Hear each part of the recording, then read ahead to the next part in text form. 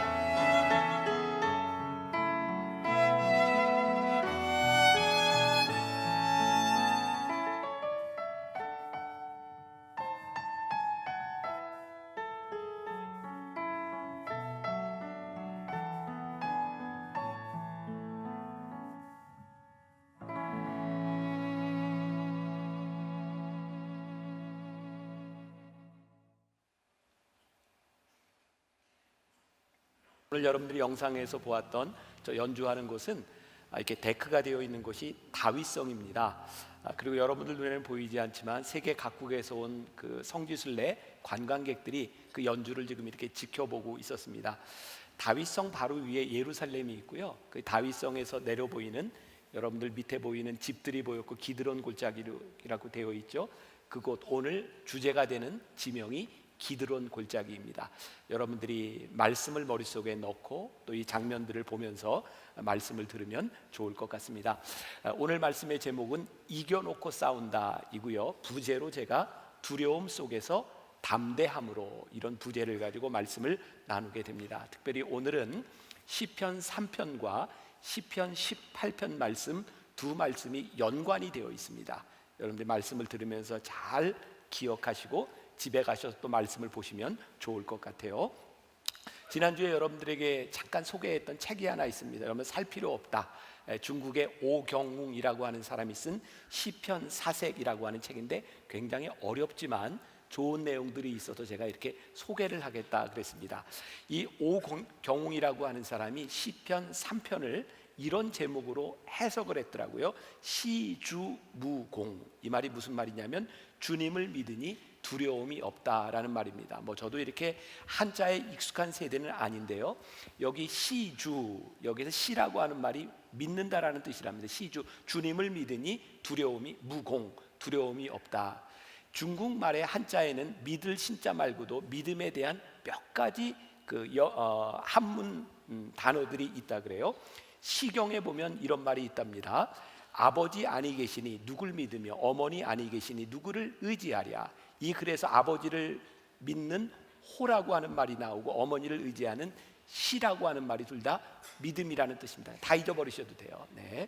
여기에서 어머니를 믿는다, 이 시는 자비로운 사랑과 그리고 용납 그리고 한량없는 사랑을 믿는다, 이런 말이라는 거예요. 이 시편 3편에서 다윗이 시편 18편에서 다윗이 내가 하나님을 사랑합니다 이런 고백을 했을 때, 주님을 믿습니다 이런 고백을 했을 땐 어머니의 사랑을 생각하며 믿음을 고백하고 있다는 거예요. 오늘 우리들이 읽은 시편 말씀이 여러분들 익숙하세요? 안 익숙하세요? 익숙하죠. 여기에 우리들이 잘 알고 있는 표현들이 등장합니다. 내가 주를 사랑합니다 이런 표현도 있고, 주님은 나의 산성이시오, 요새시오, 바위시오, 반석이시오, 이런 표현들이 등장합니다. 시편에 이런 표현들이 자주 등장한다고 하는 것은 어떤 의미일까요? 중요하다는 것이고, 그런 믿음의 고백을 다윗이 계속해서 하고 있다는 거예요. 다윗의 믿음의 고백 가운데 여호와는 나의 힘이십니다. 그리고 힘이 어떻게 힘이 되어 주셨는가? 반석이 되시고 요새가 되시고 피할 곳이 되시고 산성이 되시고 방패가 되신다. 제가 오늘 말씀을 준비하고 어제부터 오늘 그 설교를 하면서, 하나님, 이 자리에 있는 우리 성도들 가운데 하나님이 힘이 되어 주셨으면 좋겠습니다. 하나님의 힘을 의지하고 나온 사람들이 여기에 있는데, 제가 10시 예배 드리기 전에 로비에서 교인들과 함께 인사를 하는데 한 분이 저에게 찾아와서 인사를 했어요. 옆에 있는 사람을 소개하면서, 목사님, 이분이 태어나서 처음으로 교회를 나오는 분입니다. 지금 이분의 딸이 20대 초반인데 암으로 힘든 시간을 가지고 있고, 그래서 오늘 처음 예배 시간에 나왔습니다. 제가 로비에서 손을 얹고 기도했어요. 하나님, 오늘 처음 나온 이분에게 하나님께서 힘이 되어 주시고 치료의 광선을 발하여 주시기를 간절히 소원합니다. 오늘 제 마음 가운데 그런 소원이 있어요. 하나님, 우리 성도들에게 힘이 되어 주시옵소서. 팀 켈러 목사님이 묵상이라고 하는 책에서 이런 글을 썼습니다. 습관적으로 하나님께 돌아가서 피난처를 구하는 행위야말로 삶을 지탱하는 유일한 버팀목이다. 이 팀 켈러 목사님이 뭐라고요? 습관적으로 하나님께 돌아가서 피난처를 구하는 것이야말로 내 삶의 버팀목이다. 아마 이 목사님이 평생을 살아가면서 그런 느낌이지 않았을까요? 하나님, 제가 참 힘든데 하나님 앞에, 내가 피난처가 되시는 하나님 앞에 내가 갈 수 있는 그것이 내 인생의 버팀목이었습니다. 오늘 여기서 예배드리는 누군가에게 그 버팀목이 되는 역사가 있었으면 좋겠다. 오늘 다윗이 이렇게 고백해요. 내가 주를 사랑하나이다. 여기에서 사랑이라고 하는 말이 히브리어로, 저는 히브리어도 잘 몰라요. 라함이라고 하는 말인데 그냥 보통 사랑이 아니래요. 로마서 5장 8절에 나와 있는, 우리가 아직 죄인 되었을 때 그리스도께서 우리를 죽으심으로 하나님께서 우리에 대한 자기의 사랑을 확증하셨느라. 죄인 되었던 우리에게 죽으셨던 그 하나님의 사랑, 보통 사랑이 아니라 그 사랑, 내가 하나님을 사랑합니다라고 사랑했을 때 그 사랑은 보통 사랑이 아니라는 거예요. 오늘 말씀의 배경이 되는 곳이 기드론 골짜기예요.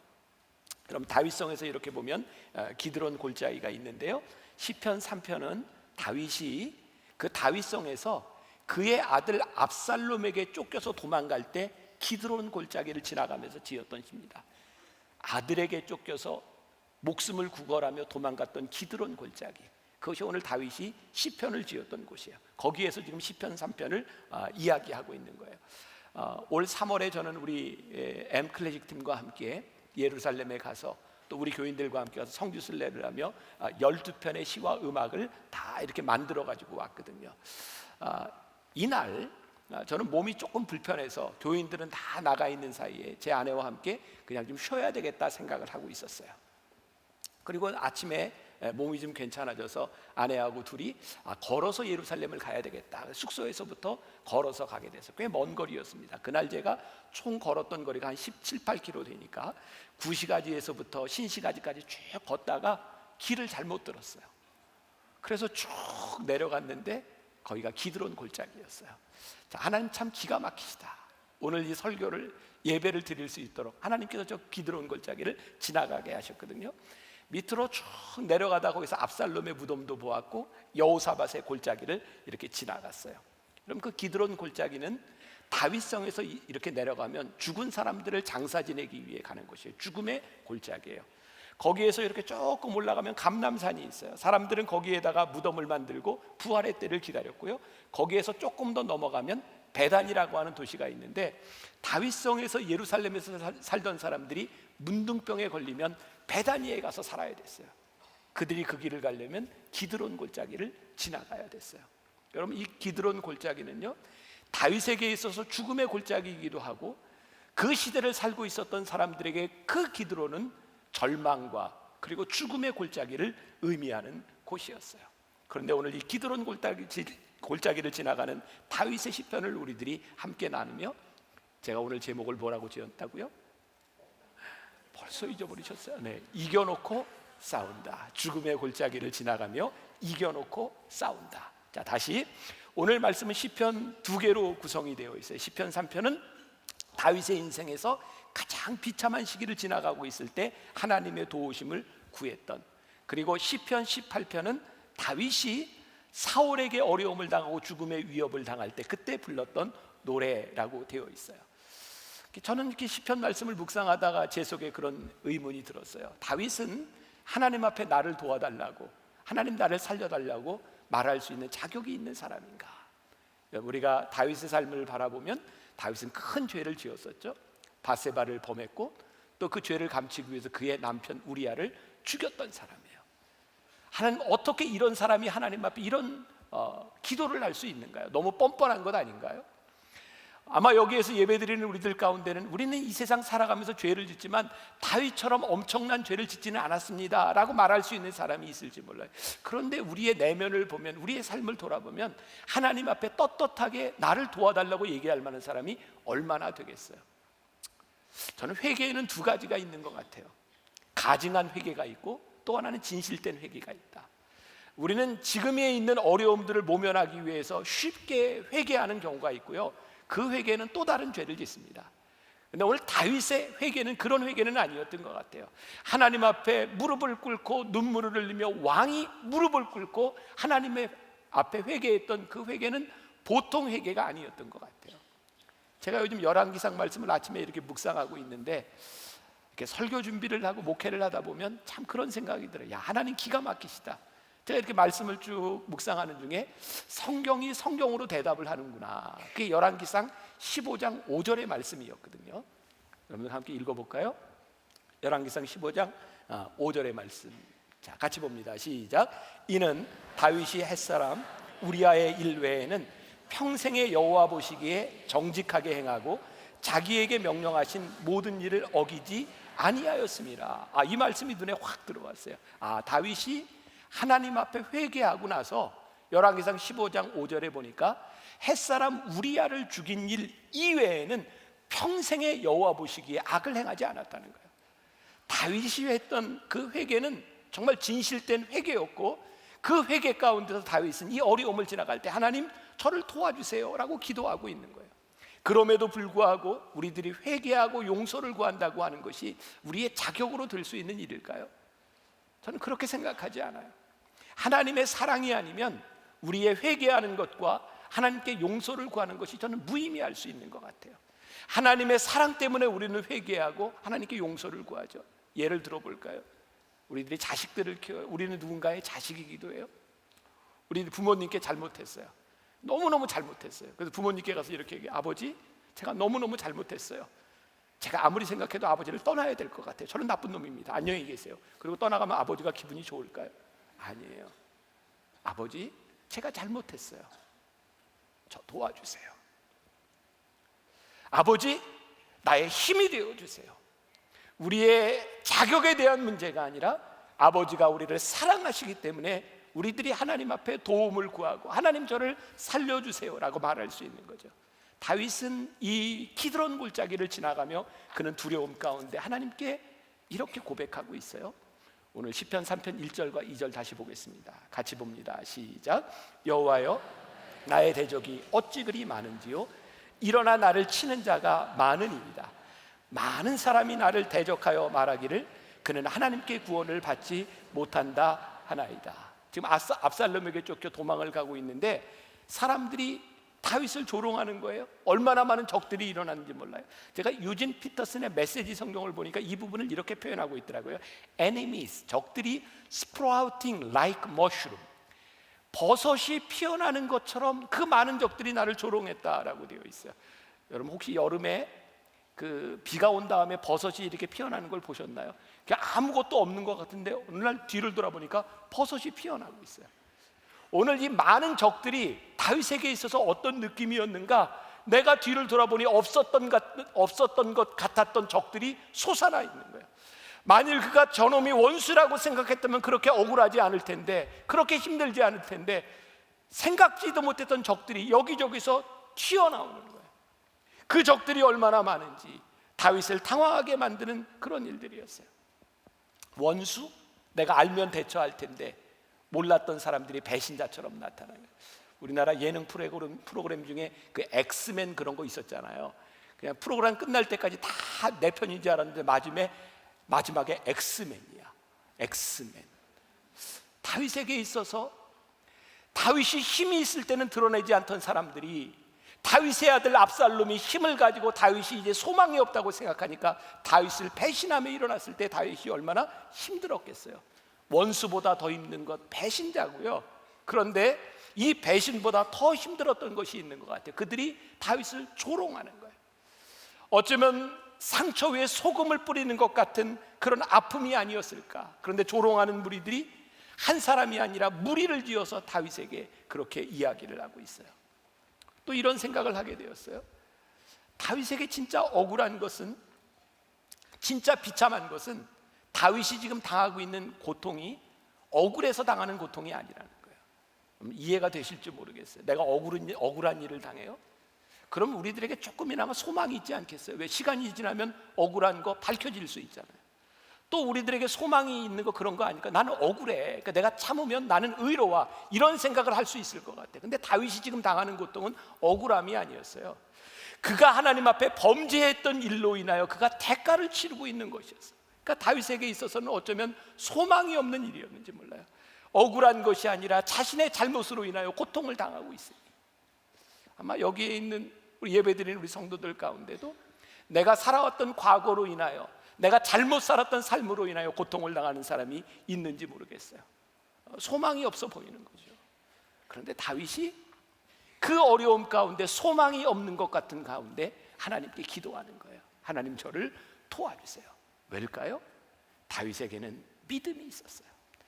나의 이런 부족함에도 불구하고, 나의 죄악에도 불구하고 하나님은 내 기도를 들어주시는 분이야. 하나님은 내 부르짖음을 들어주시는 분이야. 그래서 오늘 다윗이 소망을 가지고 하나님 앞에 기도하고 있는 거죠. 또 이런 예를 들을 수 있을 것 같아요. 옛날에 이렇게 드라마 보면 가끔 이제 요즘은 그런 표현들 잘 안 쓰잖아요. 딸이 사고를 쳤어요. 여기서 사고를 쳤다는 게 무슨 의미인지 알죠? 사고 친 딸이요, 고민하다가 결국 누구한테 가서 얘기해요? 자기 엄마한테 가서 얘기해요. 엄마, 나 사고 쳤어요. 사고 친 딸에게 나 사고 쳤다고 말할 수 있는 엄마가 있다는 건 얼마나 큰 축복일까요? 우리의 인생에 사고를 만나요. 하나님, 제가 죄를 지었어요. 그런데 하나님, 제가 하나님께 이거 이야기할 수 있어요. 하나님, 저를 도와주세요 라고 말할 수 있는 것. 오늘 다윗이 이렇게 시편 3편에서 하나님께 이 이야기를 할 수 있는 것이요, 바로 시편 18편에 고백이 있었기 때문이에요. 여러분, 성경에 보면 이 시편 18편의 말씀을 뭐라고 이야기하냐면, 다윗이 사울왕에게 쫓겨 도망갈 때에 그가 불렀던 시라고 되어 있어요. 다윗에게 있어서요, 사울왕에게 쫓겨 도망갈 때에 그를 구원해 주셨던 그 하나님에 대한 기억이 오늘 시편 3편을 쓰게 만들었다. 시편 18편에서 다윗이 뭐라고 이야기해요? 오늘 우리가 읽은 1, 2, 3절 말고 4, 5, 6절에 보니까, 사망의 줄이 나를 휘감고 파멸의 홍수가 나를 덮쳤으며 죽음의 위험이 나를 두르고 사망의 덫이 내 앞에 놓였을 때 내가 고통 중에 여호와께 부르짖었더니 그가 성소에서 내 음성을 들으시고 내가 부르짖는 소리에 귀를 기울이셨다. 옛날에 제가 불렀던 그런 찬양들이 있는데, 사망의 줄이 나를 두르고 음부의 모르시는구나. 사망의 줄이 나를 두르고, 이 사망의 줄이 뭐예요? 사형을 당하는 사람 목에 밧줄을 걸어놓은 거예요. 파멸의 홍수가 뭐예요? 영어 단어로 토렌트라고 하는 말을 쓰고 있는데요, 급류가 휩쓸려 가고 있는 거예요. 내 목에 줄이 걸렸고 파멸의 홍수가 급류처럼 휩쓸려 가고 있는 이때에 하나님께서 나를 도와주셨던 그때를 기억합니다. 다윗의 인생에 가장 절박해서 아무것도 할 수 없었던 때, 제가 이런 표현을 할 수 있을 것 같아요. 절박함이 우리의 인생의 답이다.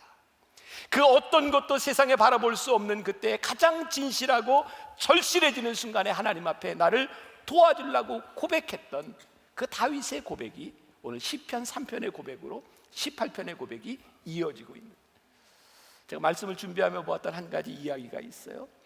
김장한 목사님이 쓰신 QT 365라고 하는 책에 나오는 예화인데, 인도네시아의 에디 레오라고 하는 목사님이 강의 중에 이런 예화를 썼답니다. 방 10개나 되는 집을 가진 큰 부자가 있었대요. 어느 날 그 부자가 집으로 예수님을 모시고 와서 가장 좋은 방을 예수님께 드렸답니다. 그날 밤 마귀가 그 집에 찾아왔대요. 집주인이 마귀와 열심히 싸우고 있는데 예수님은 전혀 그 싸움에 관여를 하지 않으셨대요. 다음 날 이 주인이 예수님께 섭섭해서 이야기했답니다. 예수님, 이러실 수 있습니까? 그때 예수님이 이렇게 말씀하셨대요. 모르는 소리, 나는 자네가 나에게 내어준 이 방을 철통같이 지키고 있었어. 그래서 이 사람이 마음의 결심을 합니다. 주님, 내 방에 반을 5개를 예수님께 드리겠습니다. 그날 밤 마귀가 또 찾아왔대요. 집주인이 한참을 싸우는데 예수님이 또 관여를 안 하시는 거예요. 예수님께 항변을 했답니다. 예수님이 이렇게 말씀하세요. 여보게, 나는 자네가 준 5개의 방을 철통같이 지키고 있었네. 이 방에는 마귀가 얼씬도 하지 못했네. 이 사람이 이제 결심하죠. 예수님, 이제부터 예수님은 이 집의 주인이십니다. 모든 것을 제가 주님께 드립니다. 그날 밤 마귀가 찾아왔대요. 마귀가 찾아와서 문을 두드리니까 예수님이 문을 열어주신 거예요. 마귀가 예수님을 보자 집을 잘못 찾아왔습니다. 그리고 도망갔대요. 그 책에서 이런 이야기를 해요. 마귀를 이기는 방법, 전적으로 주인 되시는 주님께 나를 의탁하는 것이다. 우리의 힘이 무엇일까요?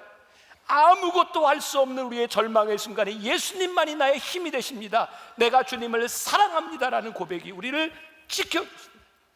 다윗에게 있어서 오늘 압살롬에게 쫓겨가는 그 어려움 가운데서 그가 기억했던 것, 그것은 시편 18편 사울왕에 쫓겨갈 때 그를 도와주셨던, 사울의 손에서 그를 건져주셨던 날에 부른 노래가 오늘 그에게 승리의 기억이 되어서 그는 이렇게 고백하는 거예요. 18편에 어떤 고백을 했어요? 여호와여, 주는 나의 방패시오, 나의 영광이시오, 나의 머리를 드시는 자니이다. 다윗이 경험했던 여호와 하나님은 방패가 되시는 분, 그는 나를 지켜주시는 분, 나의 힘이 되신 여호와여, 내가 주를 사랑하나이다. 그는 승리의 기억을 가지고 오늘 압살롬에게 쫓겨가는 그 기드론 골짜기에서 주님의 도우심을 구하고 있어요. 여러분, 혹시 우리나라의 국수 조훈현 씨를 아시나요? 참 멋진 말을 했어요. 이런 말은 여러분들의 인생에 기억하고 살아도 참 좋을 것 같아요. 보여주세요. 조훈현 씨가 이렇게 말을 했습니다. 승리한 대국의 복귀는 이기는 습관을 만들고 패배한 대국의 복귀는 이기는 준비를 만들어준다. 와, 멋있는 말이에요. 멋있는 말이에요. 자, 프로 기사들은요, 바둑을 두고 난 다음에 꼭 복귀를 합니다. 그 복귀를 통해서 이기는 습관을 만들고 패배한 자는 이기는 준비를 한다는 거예요. 스포츠 중계를 보다 보면 해설자들이 종종 이런 이야기를 합니다. 실력이 비슷한 사람이 결승에 올라왔어요. 실력이 비슷한 팀들이 결승에 올라왔어요. 해설자가 이런 말을 합니다. 두 선수의 실력이 비슷비슷한데 저 선수가 유리할 것 같은 건 그 선수는 우승해 본 경험이 있습니다. 우승해 본 경험이 있는 팀이 유리하다는 거예요. 혹시 여러분들 몇 년 전에 우리나라 골프 선수 중에 김인경 선수라고 나비스코 챔피언십에서 30cm 되는 퍼팅을 놓쳐서 그동안 몇 년 동안 우승을 못했던 선수가 있어요. 그 퍼팅을 놓치고 나니 어떤 기억이 있어요? 실패에 대한 기억이 있는 거예요. 여러분, 우리의 인생에요, 정말 중요한 것이 있는데 오늘 다윗을 통해서 우리들이 보는 것인데, 하나님이 우리와 함께 하셨던 승리의 기억이 오늘 기드론 골짜기를 지나가는 우리를 붙잡아 주신다는 말씀이에요. 2002년 월드컵 때 히딩크 감독이 썼던 유명한 전략이 있어요. 처음 선수들을 만들어서 경기를 할 때 동구의 강호들에게 그 경험을 쌓으면서 계속 졌어요. 근데 경기를 얼마 남겨놓지 않고는 약팀들과 함께 경기를 해서 계속해서 이겼습니다. 히딩크 감독이 이렇게 이야기를 했습니다. 선수들에게 지금 가장 필요한 것은 실력이 아니라 이겨본 경험입니다. 오늘 다윗을 통하여 우리들이 시편 3편의 고백을 통하여 깨닫는 것이 있는데, 하나님, 우리들에게 우리와 함께 하셨던 하나님의 그 기억이 오늘 우리 가운데 살아나게 하여 주옵소서. 그 기억이 오늘 기드론 골짜기를 지나가고 있는, 사망의 음침한 골짜기를 지나가고 있는 우리들에게 승리의 기억이 되어 우리를 붙잡아 주시옵소서. 한국 사회에서요, 뭐 정치인이 되든 아무튼 뭔가 큰 일을 하려고 하는 사람들은 두 가지에서 늘 깨끗해야 돼요. 하나는 병역에 대한 문제고 하나는 입시에 대한 문제. 남자들은요, 병역 문제만 나오면 거품을 물어요. 그리고 남자들이 모인 자리에서 마지막 끝나는 자리에는 군대 얘기예요. 여자들 제일 싫어하는 얘기죠. 군대에서 축구한 얘기 남자들 거 꼭 해요. 왜 남자들은 그 군대 얘기를 하면서 거품을 물을까요? 내가 거기 갔다 왔다는 거예요. 내가 거기 지나왔다는 거예요. 거기를 지나가지 않은 사람은 모른다는 거예요. 군대 안 갔다 온 분들 죄송합니다. 어쨌든 군대는 군대예요. 여러분, 대한민국에 살아가는 남녀노소를 불문하고 입시 이 지옥을 통과했다는 거예요. 여러분, 그 시간을 지나왔다고 하는 것이 얼마나 우리들에게 소중한 경험인지, 여러분들의 인생의 기드론 골짜기를 지나갈 때 하나님이 함께 하셨던 이 기억이 우리들에게 얼마나 소중한지, 오늘 여러분들 중에 기드론 골짜기를 지나가는 사람이 있다면 여러분들과 함께 하셨던 그 믿음의 추억들을 다 끄집어내세요. 나와 함께 하셨던 하나님. 그래서 오늘 제가 제목을 뭐라고 잡았냐? 이겨놓고 싸운다. 어떻게 들릴지 모르겠어요. 이겨놓고 싸우는 싸움. 이겨놓고 싸우는데 어떻게 질 수 있어요? 그렇죠? 죽어도 안 죽는 사람이 어떻게 죽겠어요? 이 말이 되나? 이겨놓고 싸우는데 어떻게 질 수 있겠어요? 예전에는 그 서커스를 참 많이 이렇게 봤던 기억이 있는데 요즘 잘 안 하더라고요. 여러분, 공중 서커스 있잖아요. 공중제비. 혹시 여러분들 공중 서커스를 하다가 떨어지는 사람 보셨어요? 거의 못 봤을 겁니다. 근데 그렇게 안 떨어지는데요, 늘 그 공중 고개를 하는 그 밑에는 그물이 쳐져 있어요.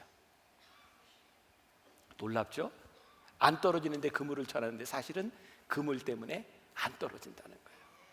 1937년도에 샌프란시스코에 유명한 다리가 하나 세워졌습니다. 금문교. 그게 최장의 현수교였죠. 3km 정도 됩니다. 공사를 할 때요, 인부들 5명이 거기서 떨어져 죽었습니다. 그래서 그 공사를 하는데 그 다리 밑에 그물을 쳐놓죠. 놀라운 일은 그물을 쳐놨더니 더 이상 사람들이 떨어지지 않았다는 거예요. 두려움이 사라지고 나니까 현기증이 발생하지 않고 현기증이 나지 않으니까 떨어지지 않는다는 거예요.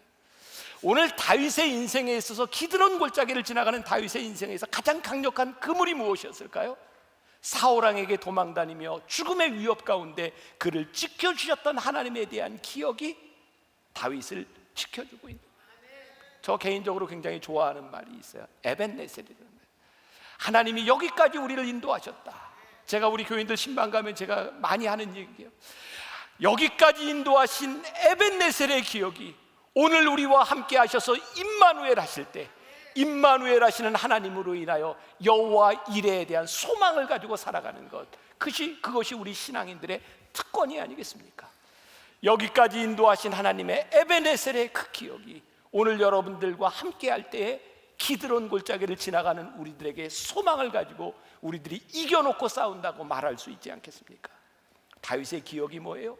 여호와여, 주는 나의 방패시오 나의 영광이시오 나의 머리를 드시는 자니이다. 시편 18편 3절, 내가 찬송받으실 여호와께 아뢰리니 내 원수에게서 구원을 얻으리로다. 제가 이 말씀을 영어 성경으로 보는데 여기에 단어가 하나 딱 들어왔어요. 하나님은 나에게 찬송을 받을 만한 그런 가치가 있는 분이십니다 라고 하는 그 단어 W-O-R-T-H-Y, 이거 발음이 굉장히 어려워요. worthy, T-H-Y, 참 어려워요. W-O-R-T-H-Y. 하나님은 나의 찬송을 받으실 만한 분이십니다. 제가요 이 말씀을 이렇게 묵상하는데 그게 확 와닿는, 그렇습니다. 하나님, 내 인생에서 하나님은 찬송을 받으실 만한 분이십니다. 하나님, 내 삶에서 영광을 받아 주시옵소서. 하나님은 내 인생에 그렇게 가치가 있으신 분이십니다. 이렇게 고백할 수 있었던 다윗에게 있어서 그 기드론 골짜기를 지나갈 때, 그가 그 하나님을 인정할 때 그 기드론 골짜기에서 다윗은 하나님은 나의 힘이십니다, 이런 고백을 하고 있죠. 언젠가 라디오 스타라고 하는 프로그램에 싸이라고 하는 가수가 나와서 한 이야기가 있습니다. 싸이는 굉장히 이렇게 퍼포먼스를 이렇게 잘하는 가수라고 합니다. 그 연말이 되면 매년 공연을 하는데 밤 12시부터 새벽 5시 반까지 5시간 반 정도를 공연을 한답니다. 그 싸이라는 가수가 이렇게 이야기를 하더라고요. 어느 해인가 공연을 하다가 힘들어서 갑자기 다리에 경련이 일어났답니다. 그래서 다리를 붙잡고 쓰러졌는데 사람들이 박수를 막 치더라는 거예요. 싸이. 제가 경련이 일어난 게 아니라 뭔가 퍼포먼스를 한다고 생각한 거죠. 그래서 이 경련이 일어나서 공연을 다 못하고 들것에 실려나가는데 사람들이 또 박수를 치더라고요. 싸이. 사람들이 기대하는 거예요. 쓰러질 사람이 아니라는 거죠. 이게 지금 적절한 예화인지 모르겠지만 우리가 오늘 하나님을 바라보며 우리들의 찬송할 때 내 인생의 하나님은 이런 분이십니다. 하나님은 나를 붙잡아 주셨던 분이십니다. 우리의 믿음의 추억이 우리를 붙잡아주고 우리의 인생의 다리에 경련이 일어나고 기드론 골짜기에서 쓰러질 때 우리 하나님은 이런 분이십니다라고 하는 것이 우리를 붙잡아주는 것. 우리는 성경을 통해서 우리 믿음의 선진들에 대한 하나님의 역사에 대한 기억이 있고 우리 주변에 있는 믿음의 선배들을 통해서 역사하셨던 하나님이 함께 하시는 기억을 우리들이 가지고 있고 여러분들이 잃어버렸던 여러분들의 인생에 함께 하셨던 하나님에 대한 기억들을 우리들이 끄집어낼 수 있을 때 나의 힘이 되신 여호와여, 내가 주를 사랑합니다. 주는 나의 방패시오, 주는 나의 요새시오, 주는 나의 뿌리시오, 나의 반석이 되십니다. 이렇게 고백할 수 있지 않을까. 오늘 여러분들의 삶에 이런 믿음의 반응이 있기를 주님의 이름으로 간절히 축원합니다.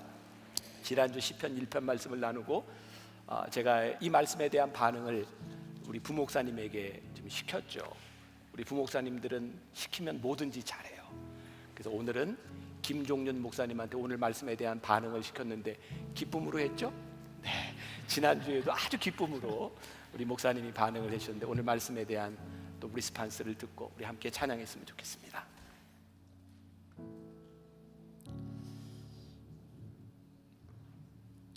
2010년 봄, 그저 하나님만을 깊이 예배하고 싶다는 순전한 갈망과 또 한편으로는 하고 싶은 찬양 사역을 마음껏 하고 싶다는 인간적인 야망이 뒤섞여 나비워십의 예배 사역은 그렇게 시작되었습니다.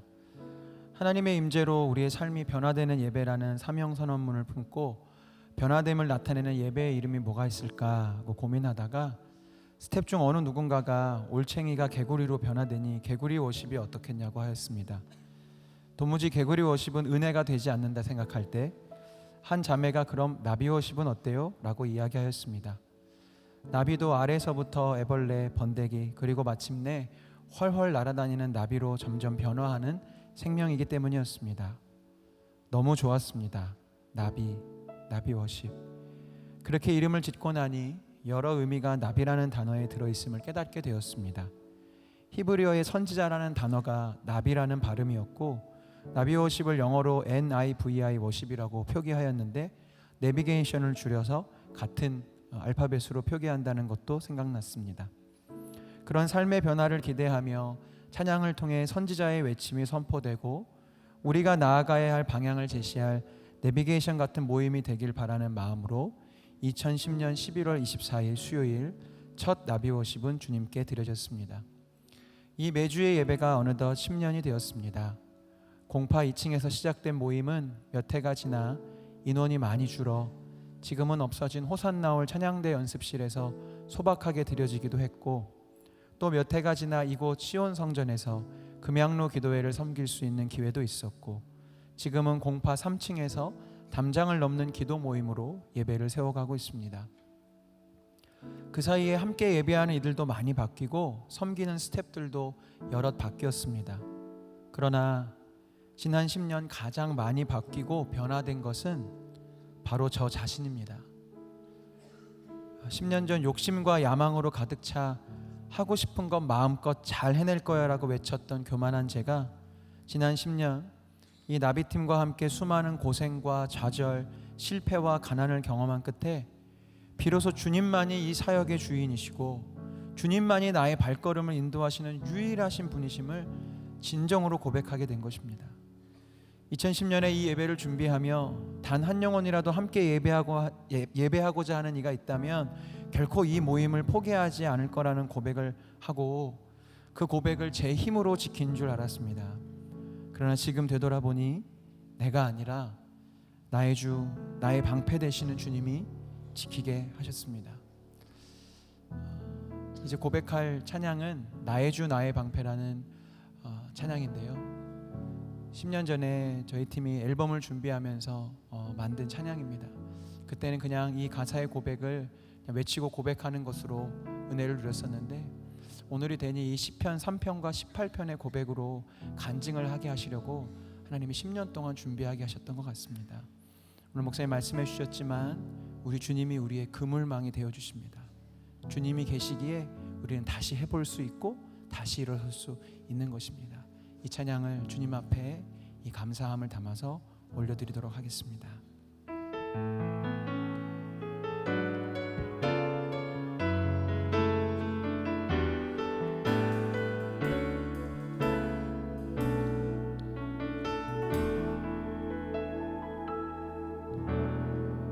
거센 바람 불어도 나는 흔들리지 않고 오직 주님 한 분만 나 바라보겠네. 거친 폭풍 속에도 주만 의지하면서 참 평안을 주시는 주만 바라보리. 원수는 날 무너뜨리려 큰 입 벌리고 날 향해 와도 예수는 내 구원 되시니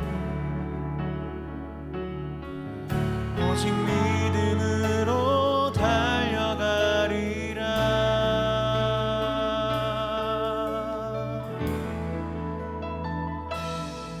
나의 주 나의 방패 나의 하나님 나의 영원한 목자 되시네. 나의 주 나의 산성 나의 피난처 나의 영원한 주님 되시네.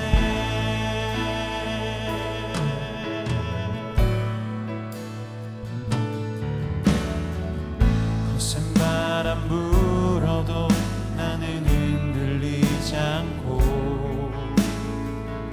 오직 주님 한 분만 나 바라보겠네. 거친 폭풍 속에도 주만 의지하면서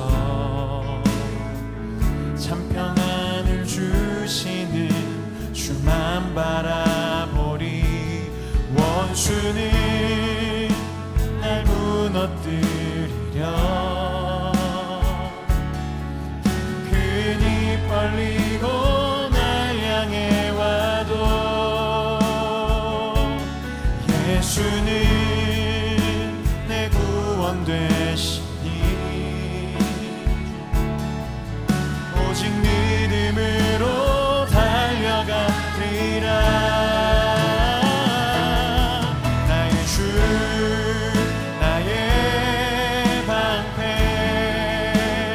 나의 하나님 나의 영원한 목자 되시네. 나의 주 나의 산성 나의 피난처 나의 영원한 주님. 내가 사망의 골짜기로 다닐지라도 해를 두려워 아니하는 주님이 나의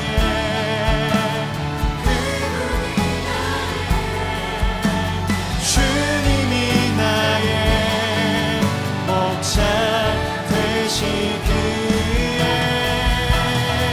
나의 주 나의 방패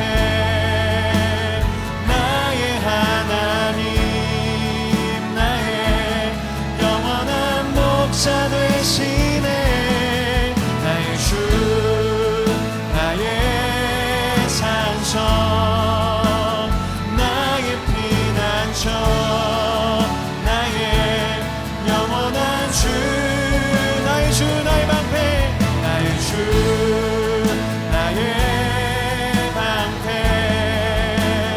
나의 하나님 나의 영원한 목자 되시네.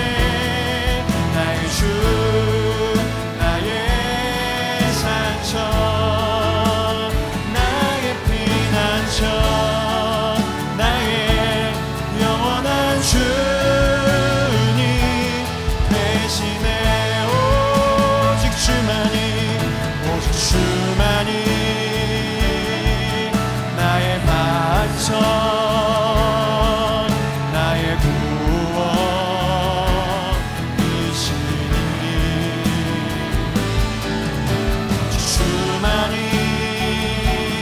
나의 산성 내가 요동치 아니하리.